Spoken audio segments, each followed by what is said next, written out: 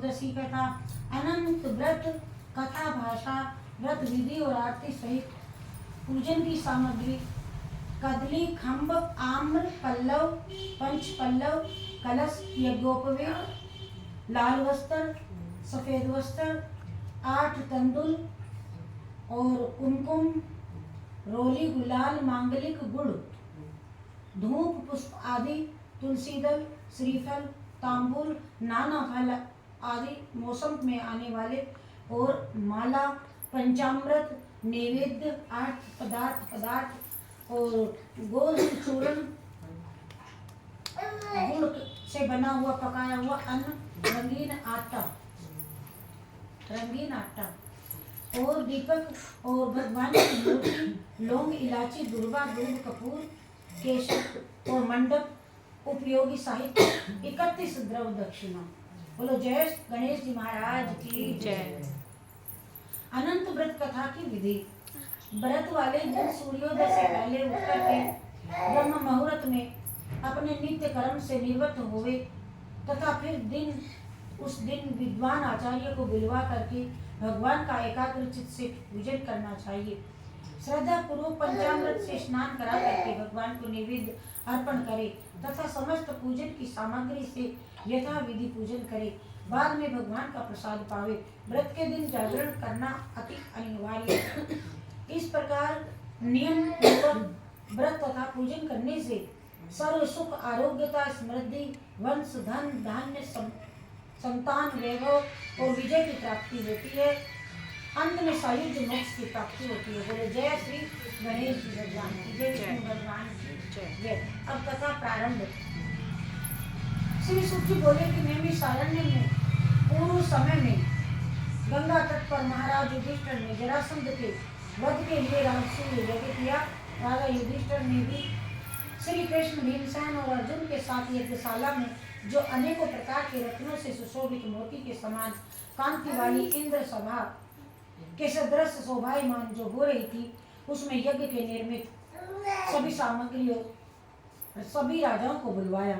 और उसी समय गांधारी का पुत्र दुर्योधन उस यज्ञशाला में आया। दुर्योधन वहाँ सूखे आंगन को जल से भरा देख शस्त्रों को उठा करके वस्त्रों को और धीरे धीरे चला। उसे देख द्रौपदी आदि सभी स्त्रियां हंसने लगी और आगे जल के स्थान को सूखा समझकर दुर्योधन चलते हुए जल में गिरा। उस समय संपूर्ण तपस्वी राज तथा द्रौपदी आदि स्त्रियों ने दुर्योधन का उपहास किया। ये देख करके दुर्योधन अत्यंत क्रोधित हो गए। अपने मामा के साथ वे हस्तिनापुर को चला गया। उस समय शकुनी ने दुर्योधन से मधुर वचन में कहा, है राजन, आप अपने क्रोध को अपने कार्य के लिए छोड़ देवें, क्योंकि जुआ खेलने से आप सारे राज्य को प्राप्त कर सकते हैं। मामा ने ऐसी मति दी। शकुनी ने इस यज्ञ मंडप में चलने के लिए उठिए आप यज्ञ में, और ऐसा ही हो। ऐसा कहकर के दुर्योधन यज्ञ मंडप में आए और इतने में सभी राजा यज्ञ समाप्त करके अपने अपने देश को चले गए। इसके पश्चात राजा दुर्योधन ने हस्तिनापुर में आकर के युधिष्ठिर, भीम, अर्जुन आदि पांडु पुत्रों को बुला करके जुआ खेलना आरंभ किया। कपट से उनके राज्य को स्वयं हड़प लिया और निरपराधी पांडवों को जीत करके वन में भेज दिया। अब पांडव वन वन घूमने लगे और ये समाचार सुनकर के भगवान श्री कृष्ण पांडवों को देखने की इच्छा करके उनके पास वन में पहुंचे। और श्री सूत जी बोले कि हे ऋषियों,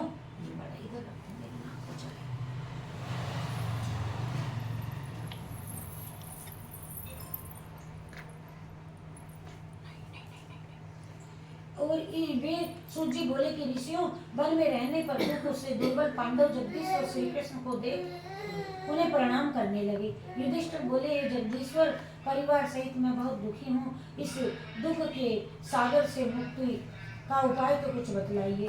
हे भगवान, किस देवता की पूजा से हम अपना राज्य प्राप्त कर सकते हैं, अथवा किस व्रत को करूं जिससे आपके प्रसाद से मेरा हित हुए।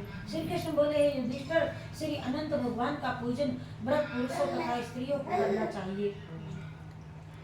इससे सभी मनोरथों के पूर्ण होने के साथ सब पाप नाश हो जाते हैं।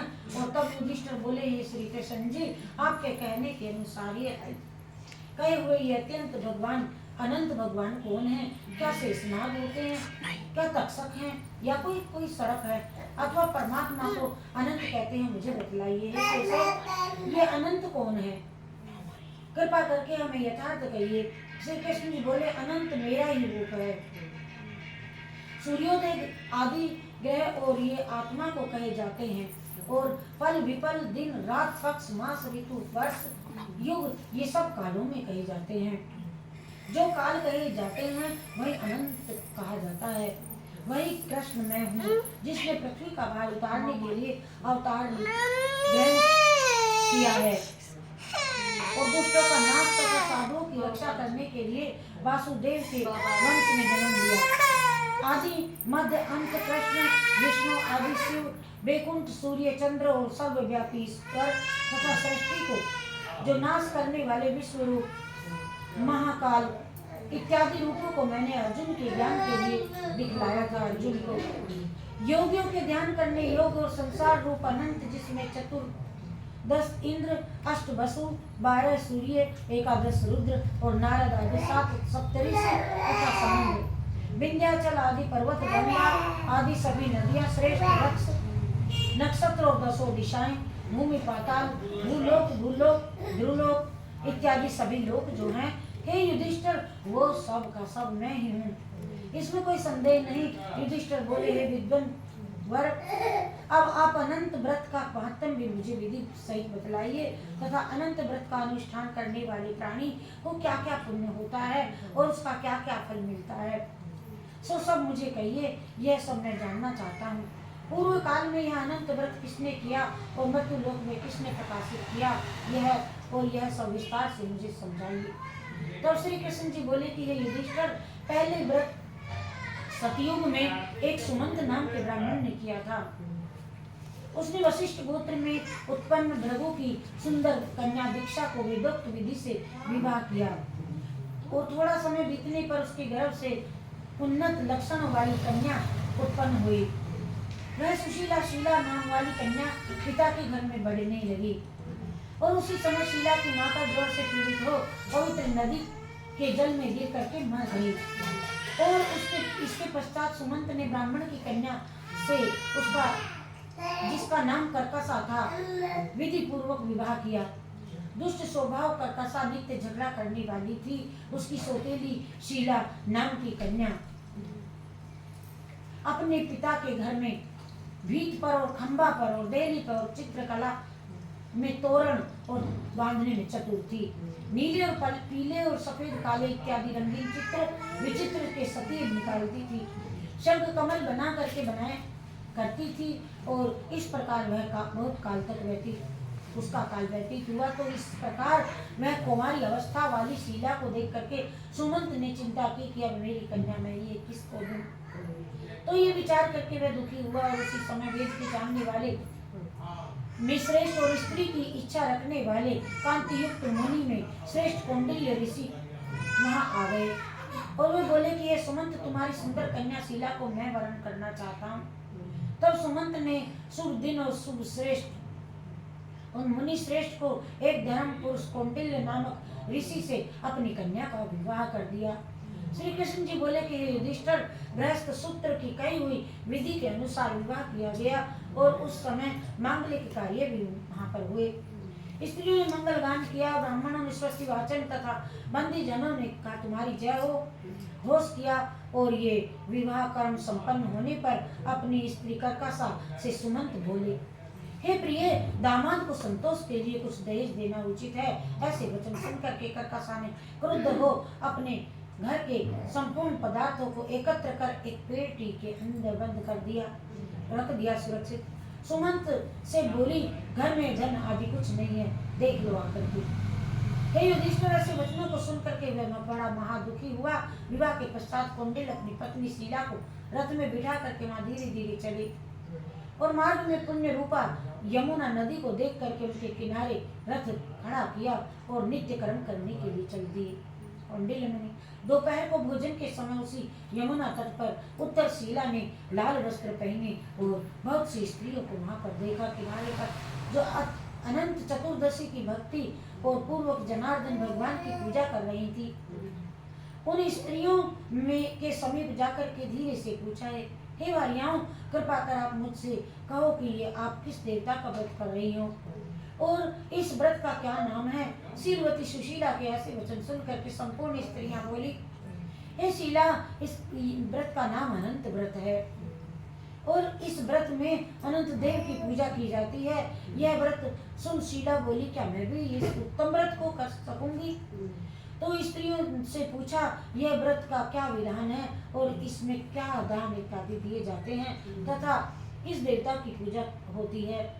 उसके ये वचन सुन सब स्त्रियां बोली, हे शीला, अच्छे अन्न का एक सेर मालपुआ बनवावे, जिसमें से आधा भाग ब्राह्मण को देवे, आधा भाग भोजन करे और कृपणता से वो त्याग करके शक्ति के अनुसार ब्राह्मण को दक्षिणा देवे। किसी नदी के किनारे अनंत का पूजन करे, उषा का शेष नाग बासुकी बना ले और टोकरी में स्थापित करे और फिर उस शेष नाग का आवाहन प्राण प्रतिष्ठा करके स्नान करवावे और वेदी पर चंदन पुष्प धूप द्वीप और बहुत प्रकार के नैवेद्य अनेकों प्रकार के पकवानों से उनकी पूजा करे। उस शेषनाग के आगे कुमकुम से रंग करके 14 गांठ वाला डोरा का पूजन और ये पुरुष अपने बाएं हाथ में और स्त्री अपने पुरुष दाएं हाथ में और स्त्री अपने बाएं हाथ में बांध ले। बांधते समय ये मंत्र पढ़े, हे वासुदेव, इस संसार रूपी सागर में डूबते हुए मेरा आप उद्धार करें और ऐसा श्री अनंत सूत्र है, इसके लिए मेरा आपको नमस्कार है, नमस्कार है। तदंतर सूत्र को हाथ में बांध करके अनंत की इस कथा को सुने और संसार रूपी नारायण अनंत का सभी ध्यान करे। और ये शीला, इस प्रकार हमने यह व्रत का विधान तुमसे हमने बताया। श्री कृष्ण जी बोले, हे युधिष्ठिर, उस शीला ने स्त्रियों के ऐसे वचन सुन अति आनंद तो प्राप्त हो हाथ में 14 ग्रंथि युक्त डोरा बांध करके और व्रत किया। कार्य के अर्थ को जो भोजन दिया गया था आधा ब्राह्मण को खिलाया, शेष आप दोनों ने भोजन कर आनंद से पति के साथ बैलगाड़ी में शीला बैठ गई। कुंडल ऋषि की उसी समय में शीला को व्रत का प्रभाव मालूम हुआ और अनंत व्रत करने से गौ धन लक्ष्मी से उनका घर परिपूर्ण हो गया। अतिथि के सत्कार से शीला सदा अतिथि के सत्कार में सदैव लगी रहती थी। यह माणिक स्वर्ण मोतियों के हारों से सुसज्जित हो गई। देवताओं की स्त्रियों के समान धन पुत्र आदि से युक्त हो सावित्री के समान पतिव्रता वो पति के साथ आनंद से रहने लगी। किसी समय उनके पति ने शीला के हाथ में अनंत डोरा देखा बंधा हुआ और पूछा, हे शीला, इस डोरे को क्यों धारण किया तुमने। शीला बोले, हे स्वामी, जिनके प्रसाद से मनुष्य से लोक में धन धान्य आदि संपदाओं को पाते हैं, उसी अनंत के डोरे को मैंने धारण किया है। शीला के वचन सुनकर के उनके पति कुंडल्य के ने लक्ष्मी के मद से अनंत के डोरे को तोड़ डाला और बोला, ये अनंत कौन है। उस मूढ़ ने डोरे को जलती हुई आग में फेंक दिया। तब हाय हाय करती दौड़ती हुई शीला ने अनंत सूत्र को अग्नि से निकाल करके दूध में डाल करके ठंडा किया। इन कर्मों के फल से कौंडिल्य के सब ऐश्वर्य नष्ट हो गए और चोर उनकी गांव घर सब चुरा करके ले गए। आग से उसका सब घर जल गया। जो पदार्थ जिस प्रकार से आया था उसी भांति चला गया। अपने स्वजनों से कलह और बंधुओं से नित्य प्रति झगड़ा होने लगा। उसी अनंत के डोरे को तोड़ने से घर में दरिद्रता आ गई और भगवान बोले, हे युधिष्ठिर, उनसे कोई मनुष्य बात तक नहीं करता था, कोई बोलता भी नहीं था। पीड़ित शरीर से अत्यंत दुखी होकर के मैं बोला, शीले, मुझे अकस्मात शोक होने को कारण क्या है। मेरा सब धन नष्ट क्यों हो गया और मुझसे कोई बात तक क्यों नहीं करता। देह में मेरे नित्य प्रति पीड़ा होती जाती है। हे शीले, मुझसे क्या अपराध हुआ है और क्या करने से मेरा कल्याण होगा। हो सकता है आप बताइए। पति के ऐसे सुन करके वचन शीला बोली, स्वामी, आपने जो अनंत के डोरे का आक्षेप किया है उसी के पाप का यह फल है और ये महाभाग भविष्य में द्रव्य आदि सभी होंगे, परंतु उसके लिए कोई उपाय करो। शीला के वचन सुन वह अति दुखी हो तप करने का संकल्प ले वन में जा आयु लक्षित करके तप का विचार करने लगे। तब का विचार करने लगा कि ऐसी जगदीश्वर अनंत का दर्शन जिसकी प्रसन्नता से द्रव्य आदि पदार्थ मिलते हैं और उसके हस्तक्षेप से सब पाप नष्ट हो जाते हैं, कहाँ पर मिलेंगे। धन आदि पदार्थ होने के सुख से तथा न होने से दुख से यह विचार करता हुआ वह निर्जन वन में घूमने लगा। वहाँ उसने फलों से संपन्न एक वृक्ष देखा, उसमें कीड़े पड़ गए थे। यदि कौंडिल ने वृक्ष से पूछा, तैने किसी स्थान में अनंत देव को देखा है क्या? हे सज्जन, देखा हो तो बताइए मुझे, क्योंकि उन्हें न देखने से मेरे चित्त में बड़ा दुख हो रहा है। यह सुन वृक्ष ने कहा, हे कौंडिल्य, मैंने अनंत को कहीं पर नहीं देखा। ऐसा उत्तर सुनकर के कौंडिल्य ऋषि महादुखी होकर के आगे को चले। और श्री कृष्ण जी बोले, हे युधिष्ठिर, अनंत के दर्शन की लालसा करते हुए ऋषि ने वन में इधर उधर घूमती हुई बछड़ों सहित गायों से पूछा, गायों को देख करके पूछा, हे धेनु, तूने अनंत को देखा हो तो बता। यह सुन गाय ने कहा, हे द्विज, मैं अनंत को जानती नहीं। आगे चल करके एक बैल को देखा। ऋषि ने उनसे पूछा, हे क्या आपने अनंत को देखा है? तो बैल बोला, मैंने अनंत को नहीं देखा है। और कौंडिल्य ऋषि आगे चल करके दो पुष्करणियों को देखा, जिसके कल्लुट से परस्पर लहरें मिल रही थी और कमल कुमुदनी बहुत प्रकार से शोभा दे रही थी। हे ब्रह्मर, हंस, चकवा और सारस बगुला जाति के पक्षी क्रीड़ा कर रहे थे। उस कौंडिल्य ने पुष्करणियों से पूछा, तुम दोनों ने क्या अनंत को देखा है? यह सुन पुष्करणियों ने भी उत्तर दिया कि हे द्विज, हमने अनंत जी को नहीं देखा। आगे चलकर के उन्हें एक गधा मिला और हाथी मिला। उन दोनों को देख करके उनसे पूछा, क्या आपने अनंत को देखा है? उसने भी संतोषजनक यही जवाब मिला। उत्तर ना मिलने पर उनकी आशा टूटने लगी। नष्ट हो जाने से वे वन में हार करके बैठ गया। हे युधिष्ठिर, कौंडिल्य जीवन की आशा छोड़ करके विबल और बहुत श्वास छोड़ता हुआ पृथ्वी पर गिर पड़ा। थोड़े समय में सावधान होकर के अनंत ऐसा कहते हुए, हे अनंत, कौंडिल्य ने उठ करके संकल्प किया कि यदि मिलते हैं तो ठीक है, नहीं तो मैं अपने प्राणों को त्याग दूंगा। हे युधिष्ठिर, वह वृक्ष पर उसी वृक्ष पर फांसी खाकर मरने की सोची, फांसी डाल ली। तभी अनंत जी प्रत्यक्ष होकर के आ गए और ब्राह्मण का रूप धारण किए। अनंत ने कहा, इधर तो आओ। अपना अपना दाहिना हाथ उठा करके, हाथ पकड़ करके उसका पर्वत की गुफा में ले करके चले गए। वहां सुंदर स्त्री पुरुषों से युक्त उस ऋषि को अपनी पुरी को दिखाया। अनंत जी ने अपनी पुरी को दिखाया।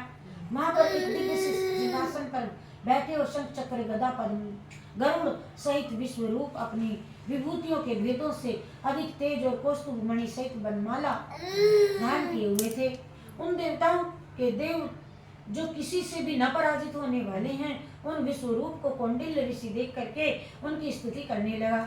हे पुंडरीकाक्ष, मैं पापी हूँ, पाप कर्म करने वाला मैं पापात्मा हूँ और मैं पाप से उत्पन्न हूँ। आप मेरी रक्षा करें और मेरे पापों को हरें।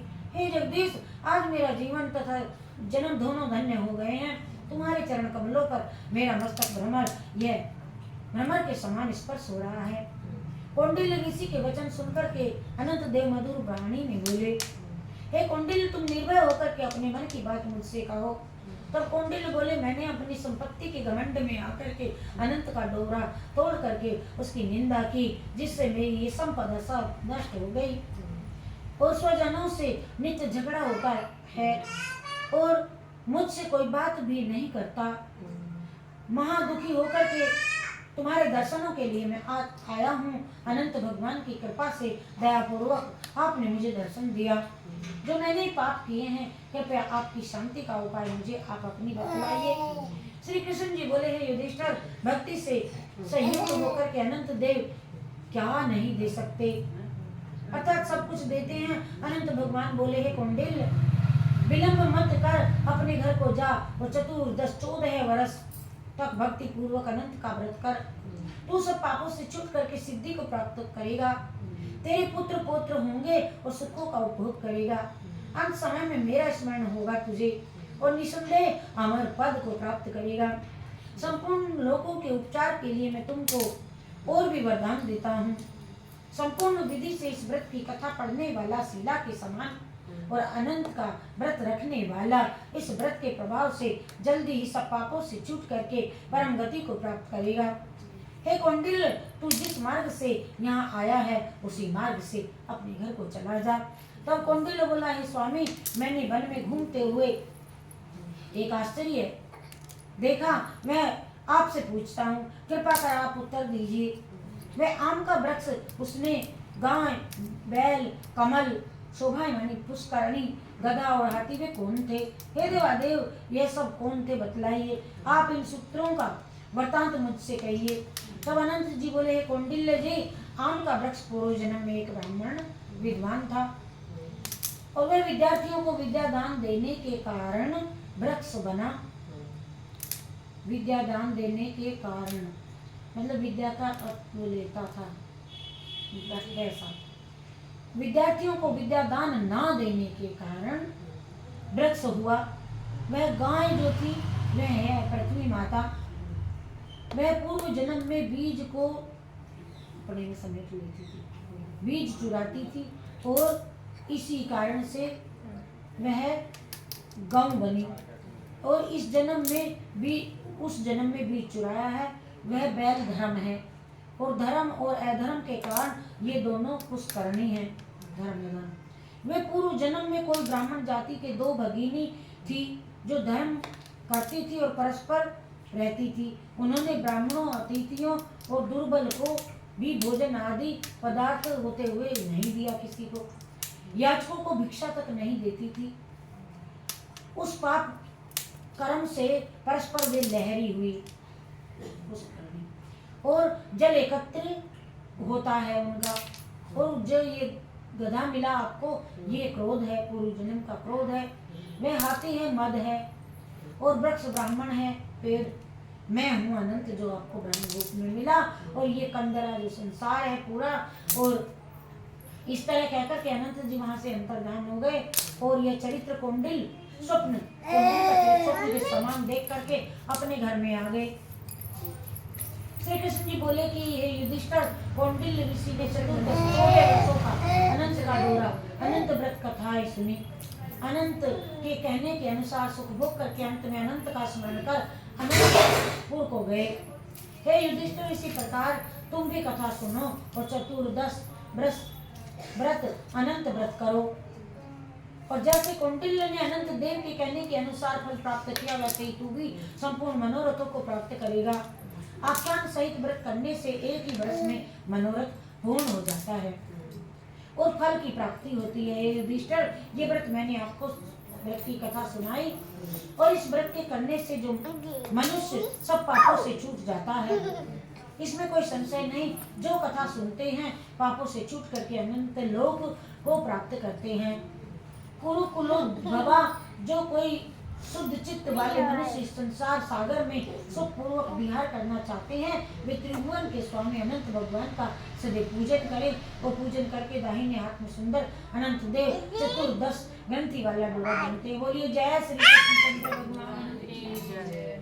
श्री कृष्ण गोविंद हरे मुरारी, हे नाथ नारायण वासुदेव। हो श्री कृष्ण गोविंद हरे मुरारी, हे नाथ नारायण वासुदेव। श्री कृष्ण गोविंद हरे मुरारी, हे नाथ नारायण वासुदेव।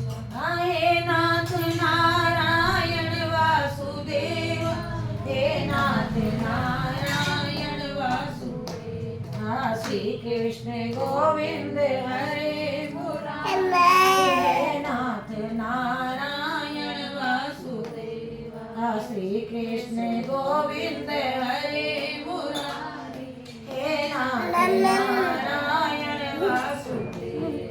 श्री कृष्ण गोविंद हरे मुरारी, हे नाथ नारायण वासुदेव। गोविंद मेरो है, गोपाल मेरो है, गोविंद मेरो है, गोपाल मेरो है। श्री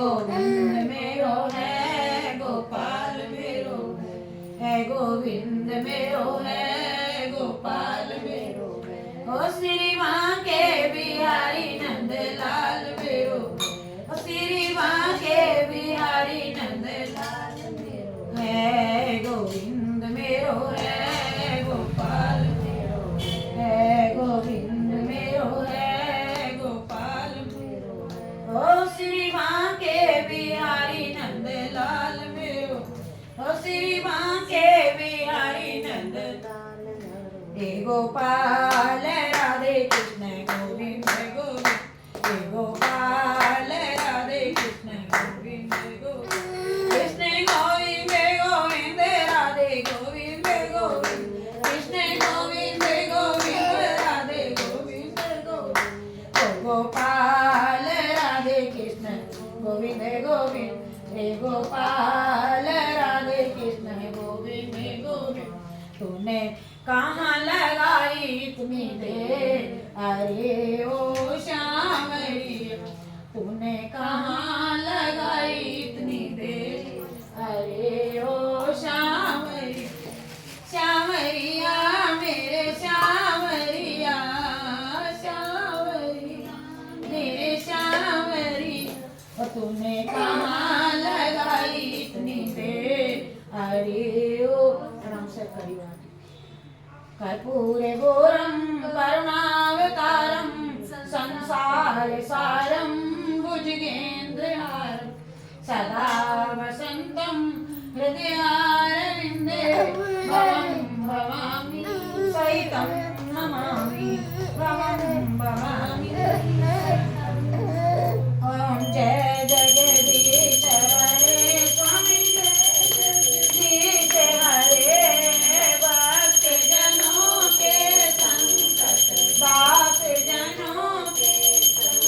क्षण में दूर करी ओम जय जगदीश हरे जो दावे पल पावे दुख बिन से मन का स्वामी दुख बिन से मन